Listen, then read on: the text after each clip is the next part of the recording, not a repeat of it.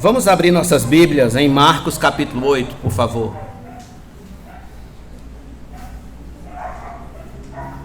Você que está nos visitando hoje à noite, não estranhe o fato de nós termos pregado domingo passado em Marcos, em 8, e hoje vamos continuar no capítulo 8, porque nós estamos fazendo uma exposição de todo o livro de Marcos. A gente começou lá no capítulo 1, versículo 1, e já estamos no capítulo 8, e nós vamos ler hoje do verso 14 ao 21.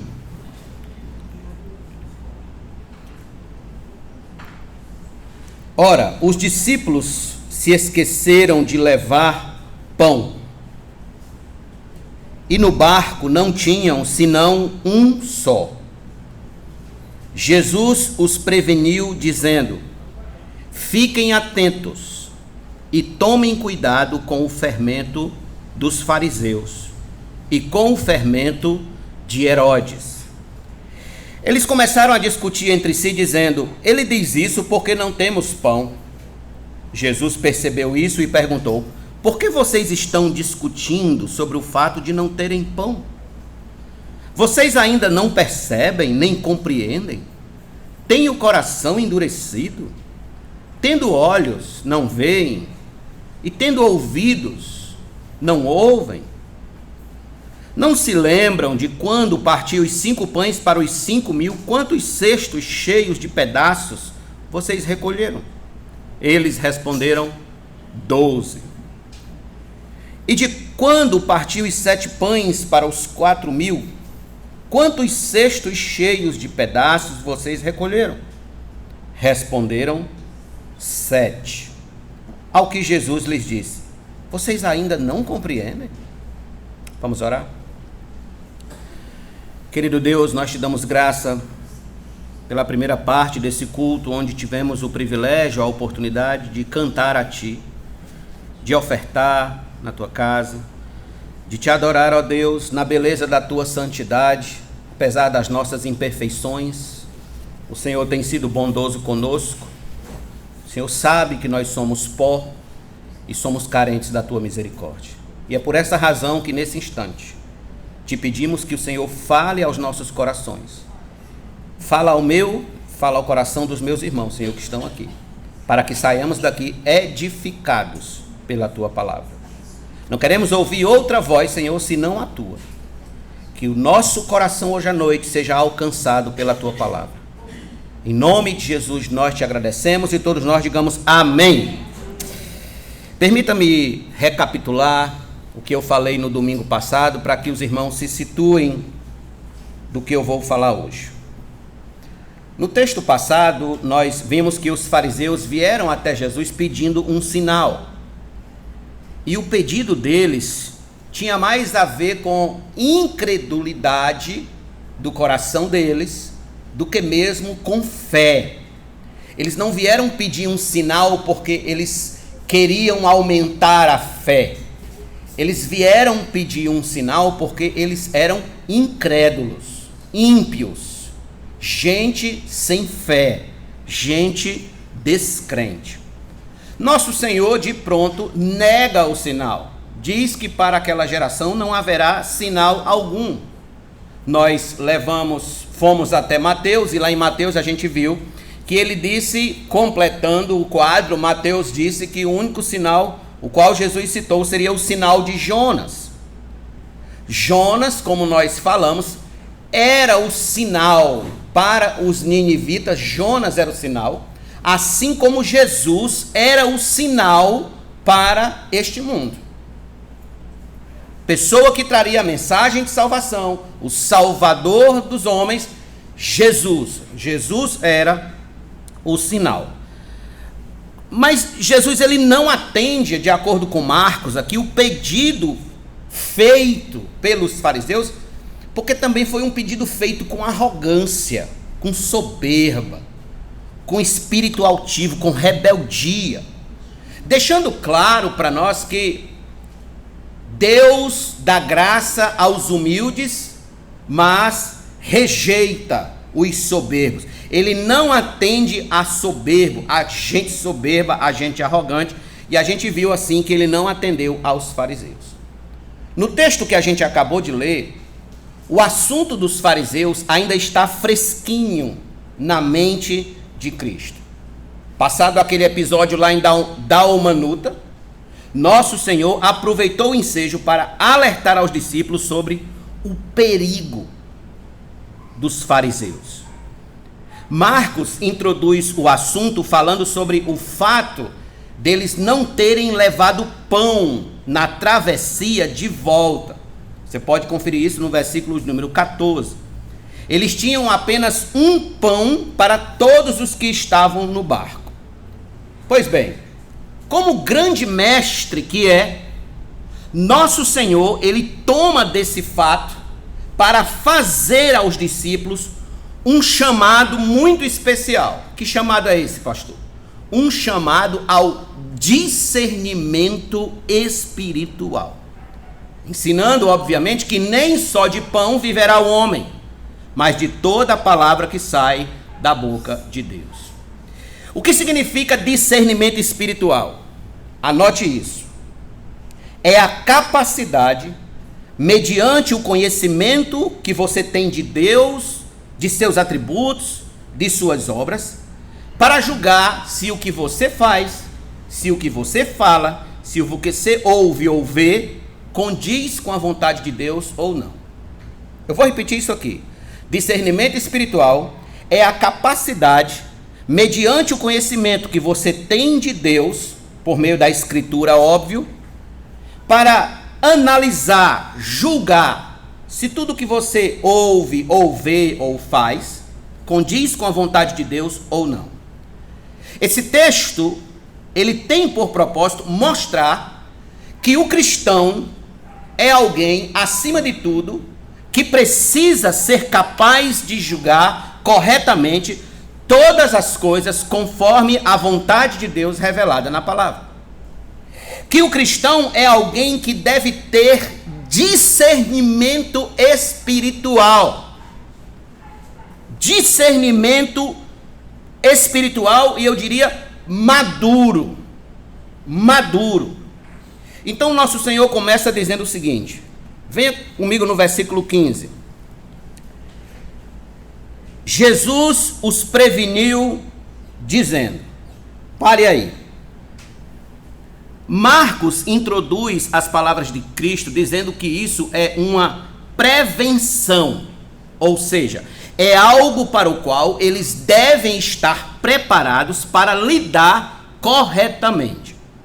Assim como um bom soldado, ele deve estar sempre a posto, sempre bem armado, sempre prevenido contra os ataques do inimigo.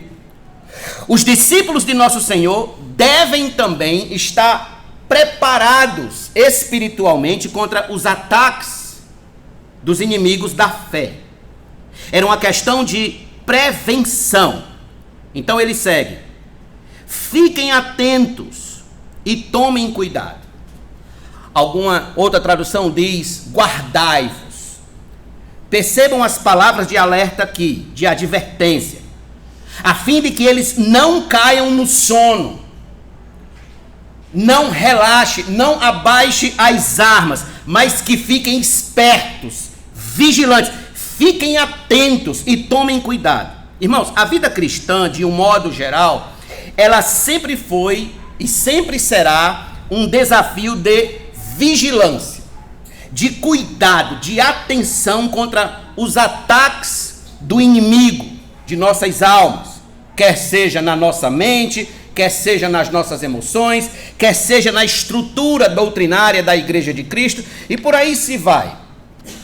Em Efésios 6,11, Paulo disse, vistam-se com toda a armadura de Deus para poderem ficar firmes contra as ciladas do diabo. Em regra, esta é a posição cristã. É assim que você encontra um cristão verdadeiro, um cristão genuíno. Sempre vestido com a armadura de Deus, sempre atento, sempre firme, sempre alerta, sempre vigilante, sempre cuidadoso. Então nosso Senhor prossegue e diz agora contra o que os discípulos devem ter cuidado. Veja o versículo 15. Com o fermento dos fariseus e com o fermento de Herodes. O que Jesus quis dizer exatamente com isso? Bem, sabemos que o fermento, ele é usado com o propósito de levedar a massa, de inchar a massa de trigo e fazer o pão, o bolo crescer e render mais. Este é o propósito. Isso parece, a princípio, bem positivo. Outra característica do fermento é que não precisa de muito fermento para levedar uma massa. Basta um pouco de fermento. Além disso, o fermento ele também tem uma característica de intruso. O fermento nunca é visto, mas ele está lá. Você não vê o fermento, mas ele está lá. No entanto, amados irmãos, nas Escrituras, o fermento, na maioria das vezes, ele foi citado com uma conotação negativa, com um sentido negativo, um sentido de alteração para pior e não para melhor. Por quê, pastor? Porque ele tira, de certo modo, a originalidade da massa. Ele altera as suas propriedades originais. Então, o fermento, em muitos textos das Escrituras, ele tem um tom de corrupção, profanação, até mesmo de perigo. Por exemplo, em Êxodo capítulo 12, verso 14 e 15, Deus instituiu a festa dos pães asmos, ou a festa dos pães sem fermentos. E lá diz assim: este dia lhes será por memorial, e vocês o celebrarão como festa ao Senhor, de geração em geração, vocês celebrarão este dia por estatuto perpétuo. 7 dias vocês comerão pães sem fermento. Logo no primeiro dia, tirem o fermento das suas casas, pois todo aquele que comer coisa levedada, desde o primeiro até o 7º dia, será eliminado de Israel. Em 1 Coríntios, capítulo 5, do verso 6 ao 8, Paulo disse: não é bom esse orgulho que vocês têm. Por acaso vocês não sabem que um pouco de fermento leveda a massa toda? Joguem fora o velho fermento, para que vocês sejam nova massa, como de fato já são sem fermento. Pois também Cristo, nosso Cordeiro Pascal, foi sacrificado. Por isso, celebremos a festa não com o velho fermento, nem com o fermento do mal e da maldade, mas com o pão sem fermento, o pão da sinceridade e da verdade. Em Gálatas 5, versículo 9, Paulo diz: um pouco de fermento leveda toda a massa. Perceba, em todas estas situações e citações, o fermento ele aparece ilustrando situações negativas, sendo aplicado a situações amargas que o povo de Deus passou. E aqui em Marcos não é diferente. Nosso Senhor manda tomar cuidado com o fermento de 2 grupos: o dos fariseus e o fermento de Herodes, ou dos herodianos, como vamos ver há pouco. Os fariseus e os herodianos, irmãos, não tinham nada em comum. Não tinham nada em comum. Eram 2 grupos distintos. Os fariseus eram uma facção religiosa e os herodianos eram uma facção política. Eram judeus que tinham certa empatia por Herodes, pelo governo de Herodes, e se juntava a Herodes em uma facção política. Então, uma facção era religiosa e a outra facção era política. O que esses 2 grupos tinham a ver no que diz respeito à pessoa de Cristo? Incredulidade, descrença. Ambos os grupos não criam em Jesus, odiavam a Jesus, tinham pretensões ruins quanto à vida de Cristo. Por exemplo, está com sua Bíblia aberta em Marcos? Volte comigo para o capítulo número 3 e veja comigo o verso de número 6. Olha a intenção deles no que diz respeito à pessoa de Cristo. Marcos 3, verso 6. Os fariseus saíram dali e com os herodianos logo começaram a conspirar contra Jesus, procurando ver como o matariam. No capítulo 12, versículo 13 de Marcos, diz: e enviaram a Jesus alguns dos fariseus e dos herodianos para que o apanhassem em alguma palavra. Então, o que esses dois grupos tinham em comum? Eles odiavam a Jesus. Colocando em um modo geral, o fermento que Jesus cita aqui, dos fariseus e dos herodianos, lado a lado, é a incredulidade, a descrença na sua pessoa. Isso faz sentido, porque a gente viu domingo passado que eles pediram um sinal a Jesus, não porque tinham fé, mas porque eram incrédulos. Entretanto, meus irmãos, permitam-me tratar de um modo particular o que significa, a princípio, o fermento dos fariseus, e depois nós vamos tratar do fermento dos herodianos. Mas vamos ver o fermento dos fariseus. Observe, tanto Mateus quanto Lucas vão narrar as palavras de Jesus sobre o fermento dos fariseus, indicando coisas aparentemente diferentes. Por exemplo, em Mateus 16:12 diz assim, que eles entenderam que Jesus tinha lhes dito que tivessem cuidado não com o fermento usado no pão, mas com a doutrina dos fariseus e dos saduceus.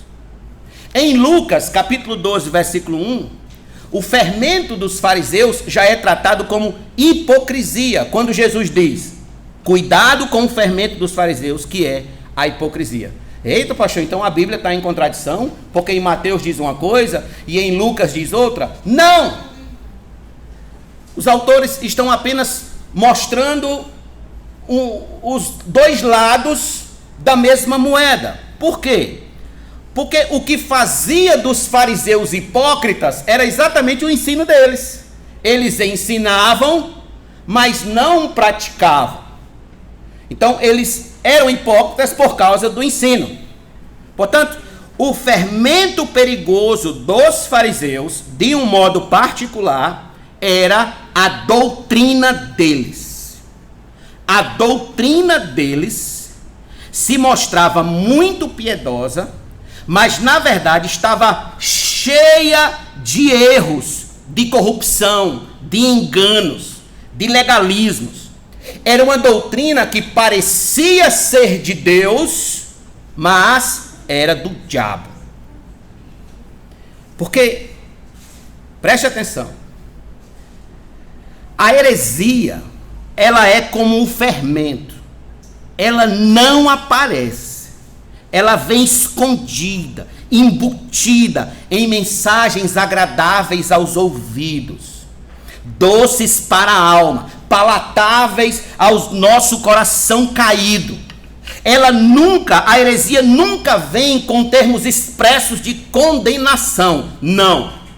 Ela vem com termos de salvação. E aí é que está o perigo. Em 1 Timóteo 4:1, o apóstolo Paulo falou, ora, o Espírito afirma expressamente que nos últimos tempos, e nós estamos nos últimos tempos, que nos últimos tempos alguns apostatarão da fé por obedecerem a espíritos enganadores e a ensinos de demônios. Nos últimos tempos, e nós estamos nos últimos tempos. Então ouçam, hoje em dia está muito comum as heresias serem inoculadas na igreja por meio de algumas teologias. Permita-me dar destaque agora a um tipo de teologia que está muito forte hoje. É a chamada teologia do coaching. Ou seja, por meio de homens que fazem um curso de coaching, aprendem a falar palavras motivacionais, palavrinhas bonitas, palavrinhas doces, frases bem colocadas, chavões bem arrumadinhos, e eles saem por aí se dizendo pastores. Por exemplo, existe um pastor coach chamado Diego Mene. O cara tem milhares de seguidores. É uma sumidade na internet. Não sei se algum de vocês já ouviram falar deles, já assistiram. Eu indico que não assistam. Em um de seus vídeos, ele disse o seguinte, preste atenção. Judas Iscariotes só se enforcou porque ele correu para a religião. Se ele tivesse corrido para a cruz, para Jesus, como fez Pedro, ele teria sido salvo. Ele deveria ter corrido para o amor de Deus e não para a religião. Então ele cita João 3,16 para fundamentar o amor para onde Judas deveria ter corrido. Pergunta aos irmãos: como identificar heresia nessas palavras? Como identificar o fermento em palavras tão agradáveis, tão doces como essa? Como? Mas pastor, ele está falando de amor, do amor de Deus. Que se Judas tivesse corrido para o amor de Deus, o amor de Deus, chega a gente suspira, né? O amor de Deus. Se ele tivesse corrido para o amor de Deus, ele teria sido salvo. Onde é que está a heresia aí? Abra sua Bíblia comigo em João, capítulo número 17, por favor. João 17.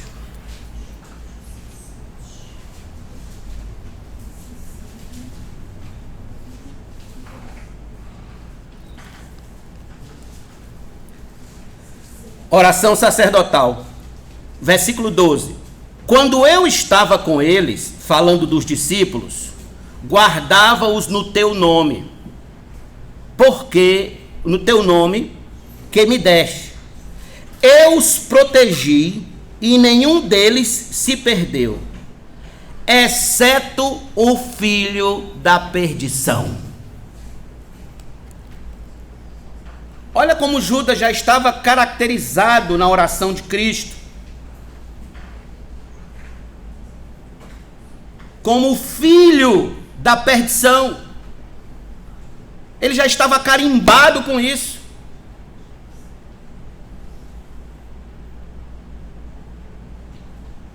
Eu até comentei lá, disse que isso não era correto e ele me bloqueou. Então veja, eles não pregam todo o evangelho. Eles não dizem também que Pedro só foi alcançado porque Cristo foi atrás dele. Não foi Pedro que foi atrás de Cristo, foi Cristo que foi atrás dele. Por que Cristo não foi atrás de Judas? Porque ele era filho da perdição. Ele veio para isso, com esse propósito. Existe outro pastor chamado Dave Leonardo, já ouviram falar? Esse é mais famoso, Dave Leonardo. Ele disse em uma de suas mensagens, preste atenção nisso aqui: Jesus, agora vocês imaginem ele dizendo essas palavras aqui, numa sala toda escura, com a luz assim assombreada, com aquela música bem suave. Olha só o que ele diz: Jesus é o centro do evangelho, Jesus é o centro. Mas de Jesus, você é o centro. Do coração de Jesus, você é o centro. Porque fomos chamados filhos e somos filhos. Você é importante. Tudo o que Jesus fez apontou para você. O que Jesus fez colocou um alvo em você. Todo o amor é por conta de você.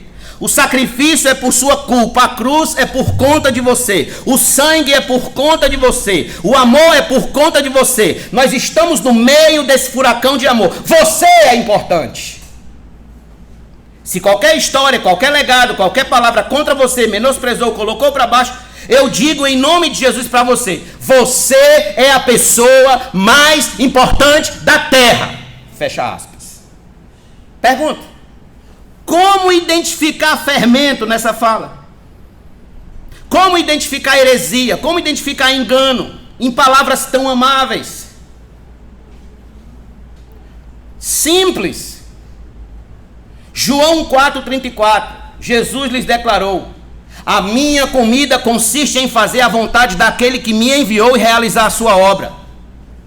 Em João 17,4. Eu te glorifiquei na terra, realizando a obra que me deste para fazer. Entenda, Jesus não veio porque você é importante. Ele veio porque o seu pai foi afrontado com o pecado lá no Éden. Porque o ser humano tentou desmoralizar Deus. E Deus provou para o próprio ser humano de que era possível sim permanecer firme em obediência a Deus até o fim. sem pecar em nada. Então ele enviou o filho dele para isso. E provou, é tanto que Paulo vai dizer, porque Deus prova o seu amor para conosco pelo fato de ter Cristo morrido por nós, sendo nós ainda pecadores. Agora, escute. Não, mas pastor, e os crentes? É aí onde está. Irmãos, por graça, o que é graça? Favor imerecido. Por graça, por misericórdia, Deus quis salvar alguns. Por que, pastor, que ele quis salvar alguns e não todos? Não sei.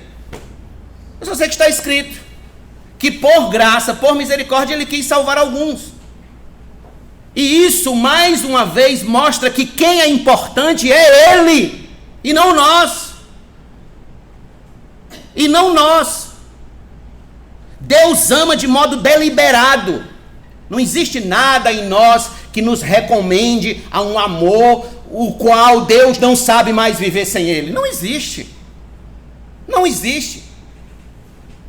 Então, esse tipo de mensagem, você é a pessoa mais importante da terra, torna o homem como o ser do qual Deus não sabe mais viver sem ele. Extremamente antropocêntrica, gera um senso de importância além do permitido pelas escrituras, torna o homem uma espécie de semideus e não relembra que ele é o pó que de fato ele é. Na ficha de membros dos Adventistas do Sétimo Dia tem um ponto que diz assim, na ficha lá, quando você vai preencher a ficha de batismo, diz assim, ó: aceita o ensino bíblico dos dons espirituais e crê que o dom de profecia, manifesto no ministério de Ellen G. White, é uma característica distintiva da igreja remanescente? Em outro documento diz assim, olha aí, abre aspas: reafirmamos nossa convicção de que seus escritos, os escritos da profetisa lá Ellen White, são inspirados, são divinamente inspirados, verdadeiramente centralizados em Cristo e fundamentados na Bíblia. Ao invés de substituir a Bíblia, eles enaltecem o caráter normativo da Escritura. A Bíblia precisa dos ensinos dela para ser enaltecido. É o que está dizendo aqui. E corrigem as interpretações incorretas dela, derivadas da tradição, da razão humana, da experiência pessoal e da cultura moderna. Você lê isso aqui, eu pergunto, como é que você identifica que tem heresia aqui? Tem fermento. Eles tomam os escritos da profetisa deles como tão inspirados quanto a Bíblia. Só que, na verdade, o apóstolo Paulo vai falar na sua segunda carta, capítulo número 3, que somente a Bíblia Sagrada, a Escritura, é inspirada por Deus. E quando ele se refere ali à Escritura, ele está sendo categórico em dizer que é o Antigo Testamento e o Novo Testamento. Somente esses. E não há mais nenhuma revelação divinamente inspirada para que possa estar em pé de igualdade com a Bíblia. Não existe. Então, esse povo pega gente sem discernimento, gente que não estuda a Bíblia, gente que não conhece as Escrituras, e mexe com a cabeça das pessoas. E essas pessoas ficam com a mente baldeadas, acreditam em tudo. Por que eu trouxe esses exemplos para vocês? Não é para falar mal das pessoas, não estou falando mal de ninguém aqui, eu estou mostrando para vocês os erros doutrinários, os perigos doutrinários. Eu estou trazendo isso aqui para vocês porque a heresia, o falso ensino, é um fermento que tira a originalidade do Evangelho. E um dos deveres do pastor é defender a sua igreja, ensinando a identificar o fermento dos fariseus. Eu poderia aqui trazer um estudo só sobre exatamente os pontos de heresia sobre as seitas. Porque o fermento, meus irmãos, o fermento dos fariseus modernos, ele é muito sutil.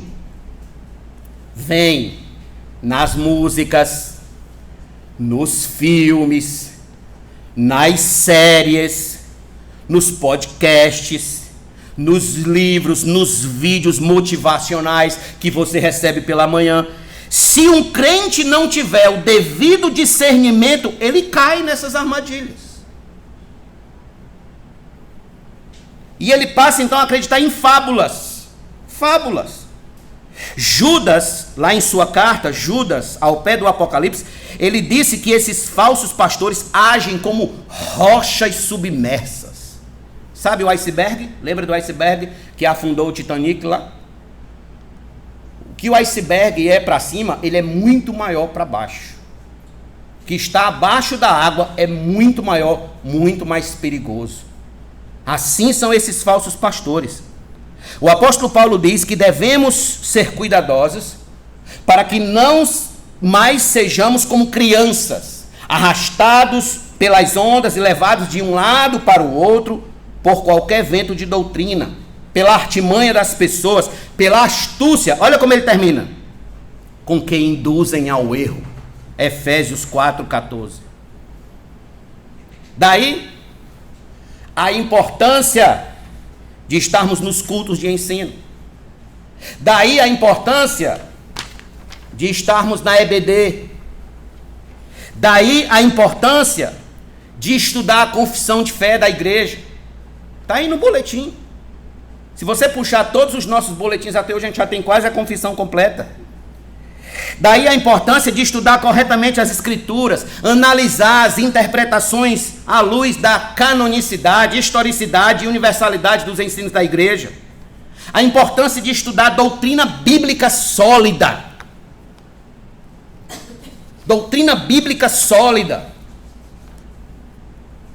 Que está nosso Senhor convocando seus discípulos a terem cuidado com o fermento dos fariseus, com os falsos ensinos espirituais que eles trazem, pois parecem ser de Deus, mas não são. São perigosos, são letais. Vem com a voz doce, com a voz suave, mas lá dentro do ensino está o erro. Cuidado com líderes carismáticos. Cuidado com líderes carismáticos. Gente muito carismática. Cuidado. Aprenda a confiar em quem prega as escrituras, em quem prega a palavra de um modo fiel e genuíno. Então, esse é o fermento dos fariseus. O problema é que, enquanto Jesus está tratando de assuntos espirituais, na mente dos discípulos, eles ainda estão em assuntos materiais, mostrando que eles ainda não têm um grau de compreensão do evangelho o qual Jesus requer de seus discípulos. Eles ainda têm um baixo grau de compreensão do evangelho, um baixíssimo grau. Então volte comigo a Marcos 8 e veja o verso número 16. Ele diz isso porque não temos pão. A mente deles está processando tudo na esfera material. Jesus falou de fermento, então eles estavam pensando assim: se ele falou de fermento, fermento é usado para fazer pão. Então ele está falando isso porque a gente tem só um pão. Veja, aqui está uma forte característica de um crente imaturo. Tratar o reino de Deus apenas na esfera da matéria, daquilo que ele pode ver, pode tocar, saborear. Ele não entendeu ainda que a vida com Deus não se resume apenas a bênçãos materiais, como dinheiro, como saúde, inclusive saúde emocional, que hoje é um dos tópicos da teologia do coach, muito forte, a questão da saúde emocional. Você está bem consigo mesmo, casa própria, carro do ano, comida sofisticada. O crente que ele reduz o reino de Deus apenas a essa esfera da matéria, ele é imaturo. Ele é imaturo.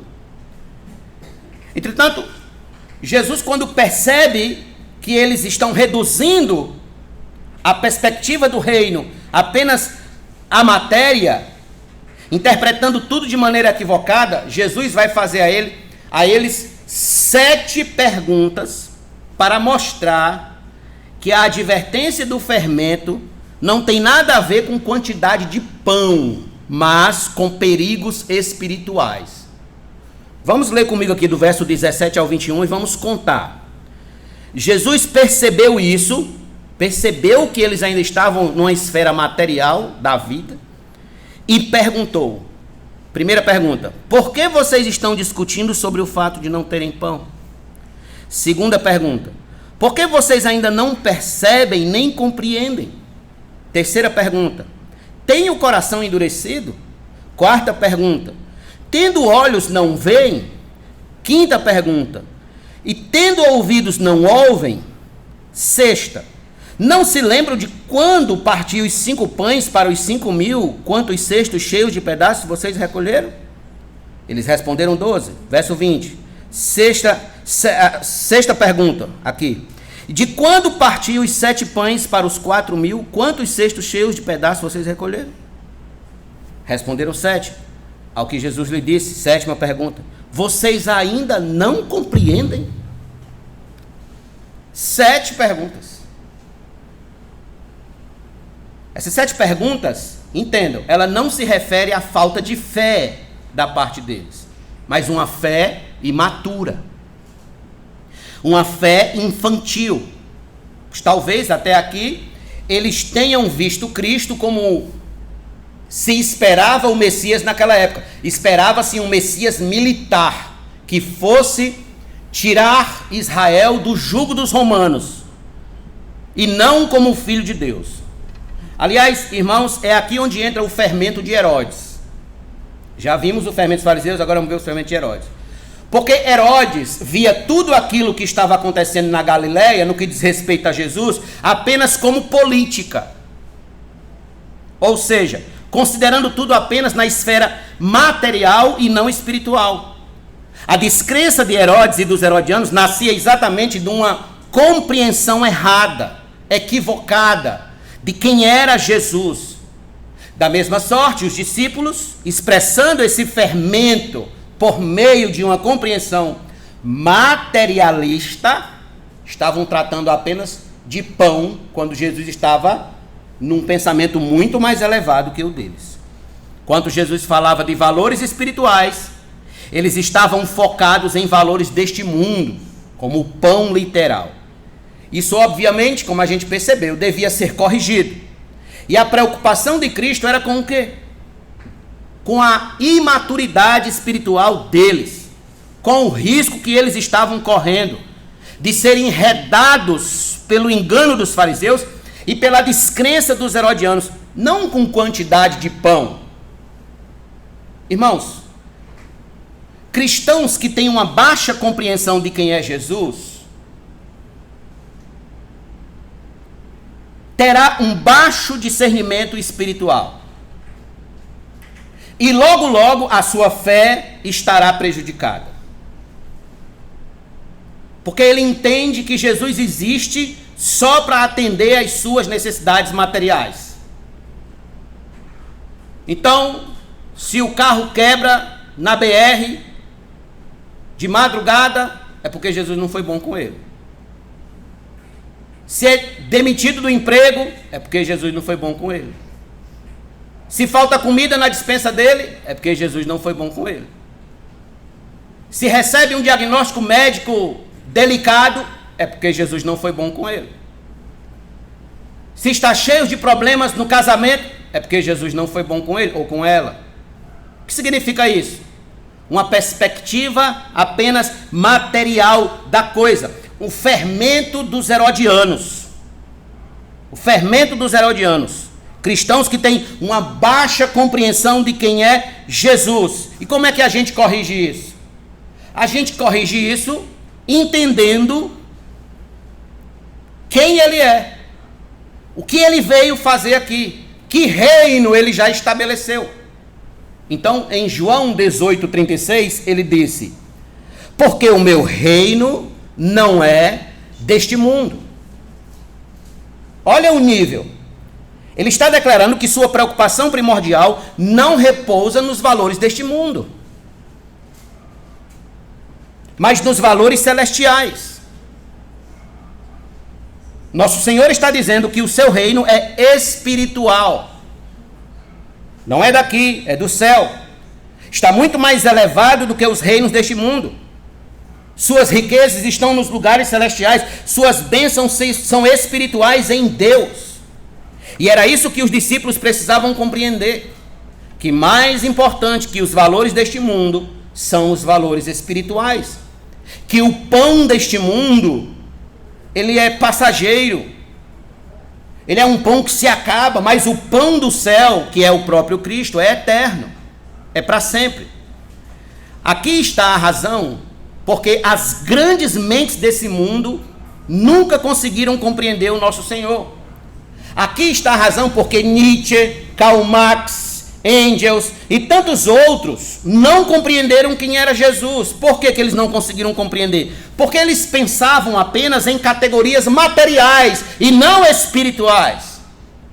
Em 1 Coríntios capítulo 2, versículo 14, Paulo diz: ora, a pessoa natural não aceita as coisas do Espírito de Deus, porque eles são loucura. Ela não pode entendê-las, porque elas se discernem espiritualmente. Então Paulo vai dizer que só quem tem a mente de Cristo é que aceita as coisas do Espírito. Eles não têm a mente de Cristo. E eu pergunto, você tem a mente de Cristo? Você raciocina nas categorias que Cristo raciocina? Pensa no nível em que Cristo pensa? Colossenses 3, 1 e 2. Portanto, se vocês foram ressuscitados juntamente com Cristo, busquem as coisas lá do alto, onde Cristo vive assentado à direita de Deus. Aí Paulo diz: pensem nas coisas lá do alto e não nas que são daqui da terra. Qual é o problema da mentalidade herodiana? Só pensa nas coisas aqui da terra. Só enxerga as coisas aqui da terra. O crente maduro, ele vai olhar, interpretar tudo o que lhe acontece pela perspectiva espiritual, pelas lentes da Bíblia, pensando nas coisas lá do alto, com a mente de Cristo, não nas que são aqui da terra. Aliás, alguém já disse que a diferença entre um olhar espiritual e um olhar carnal da vida é ilustrado com o ângulo de visão que tem uma galinha e que tem uma águia. O homem natural só enxerga como a galinha, de baixo para cima. O homem espiritual, ele enxerga como a águia, de cima para baixo. Ele interpreta tudo o que lhe acontece à luz do olhar de Deus, à luz das Escrituras. Portanto, a nossa mente deve estar cheia dos valores do céu, cheia de Deus, cheia da Bíblia, cheia do Espírito Santo, cheia de comunhão com a igreja, cheia de valores espirituais. Isso sim é amadurecimento espiritual. Aí sim você terá um discernimento espiritual aguçado. Você será maduro. Romanos 12, 2. E não vivam conforme os padrões deste mundo, mas deixem que Deus os transforme pela renovação da mente, para que possam experimentar qual é a boa, agradável e perfeita vontade de Deus. Muito bem. Aqui está o cuidado de Cristo em corrigir os discípulos da maneira carnal de pensar, da maneira herodiana de pensar, da maneira materialista.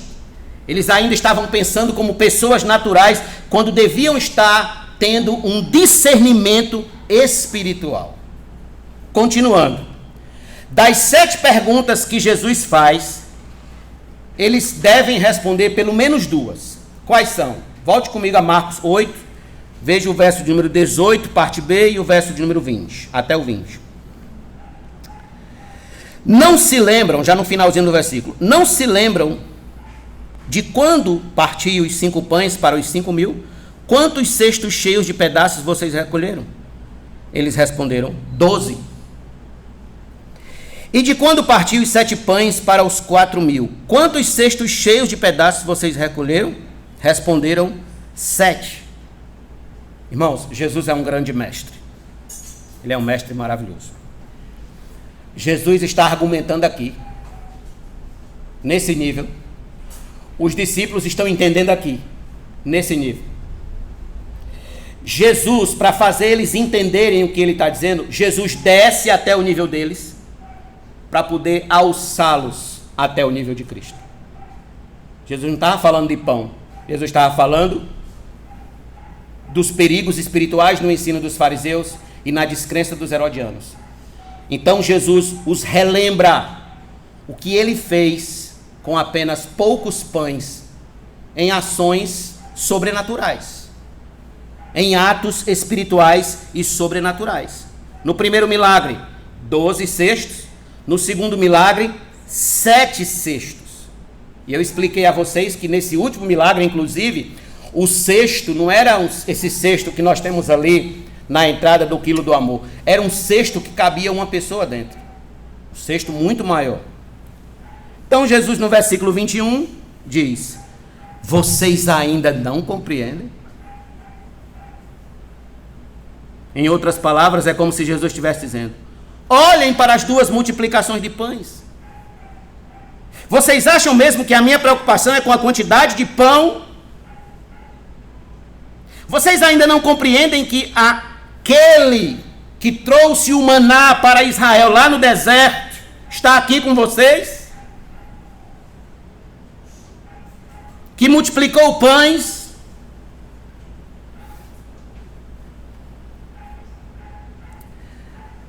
Irmãos, eles não tinham percebido ainda que eles estavam andando com Deus o tempo todo, andando com aquele para o qual nada é impossível, nada é demasiado pesado para que ele não possa mover, mudar, transformar, restaurar, multiplicar. Eles não tinham percebido ainda que eles estavam com Deus no barco.